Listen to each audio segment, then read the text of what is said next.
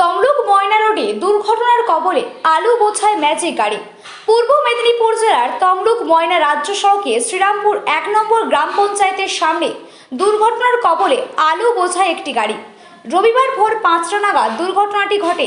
জানা যায়, নিমতৌড়ির দিক থেকে ময়নার দিকে একটি আলু বোঝাই গাড়ি যাওয়ার সময় নিয়ন্ত্রণ হারিয়ে একটি ফার্নিচার দোকানে ঢুকে যায়।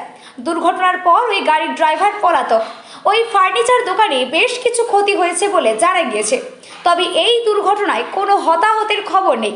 ভোর রাতে এই দুর্ঘটনায় শ্রীরামপুর এলাকায় চাঞ্চল্য ছড়িয়েছে। ব্যুরো রিপোর্ট, সত্যের সন্ধানে সংবাদ, প্রতিদিন লোকাল নিউজ। 5টা 10-15 দিকে হয়েছে। আমাকে একজন এখানে ব্যবসায়ী আমাকে ফোন করে যে আরে কি বাড়িতে দোকান ঘরে ঢুকে গেছে, গাড়ি ঢুকে গেছে আলুর গাড়ি। তখন আমি দাদাকে তো একা আসবো না, যেহেতু আমার দাদা আছে তাদেরকে ডেকে নিয়ে। তখন কি রাস্তায় লোকজন হাঁটছিল এখানে? সবাই হাঁটছে। গাড়ির ড্রাইভার কোথায়? গাড়ি ড্রাইভার নেই।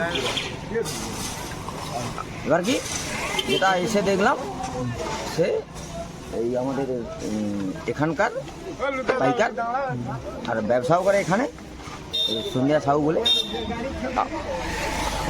আপনারা কি ধারণা করছেন কিভাবে কি হলো? কি ঘুমিয়ে পড়ছিলেন? এবার ওটা আপনার ধারণা তো বাড়িতে আছি মানে রাত্রিতে, ওটা জানার কোনো আমরাও জানতে পারবো না।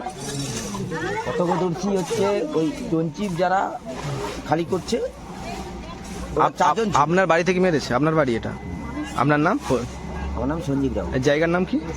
শ্রীরামপুর বাড়ি।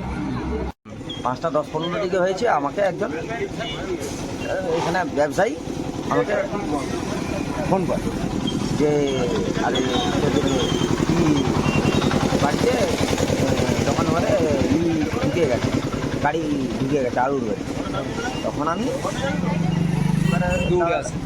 দাদাকে তো একা আসবো না, যেহেতু আমার দাদা আছে তাদেরকে ডেকে নিয়ে।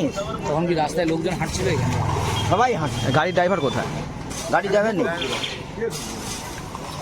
এবার কি যেটা এসে দেখলাম, সে এই আমাদের এখানকার পাইকার আর ব্যবসাও করে এখানে, সন্ধ্যা সাহু বলে। আপনারা কি ধারণা করছেন কিভাবে কি হলো? কি ঘুমিয়ে পড়ছিলেন? এবার ওটা আপনার ধারণা তো বাড়িতে আছি মানে রাত্রিতে, ওটা জানার কোনো আমরাও জানতে পারবো না। প্রত্যক্ষদর্শী হচ্ছে ওই টনচিপ যারা খালি করছে, ওরা 4 জন ছিল। আপনার বাড়ি থেকে মেরেছে? আপনার বাড়ি এটা? আপনার নাম? আমার নাম সঞ্জীব রাও। এই জায়গার নাম কি? শ্রীরামপুর বাড়ি।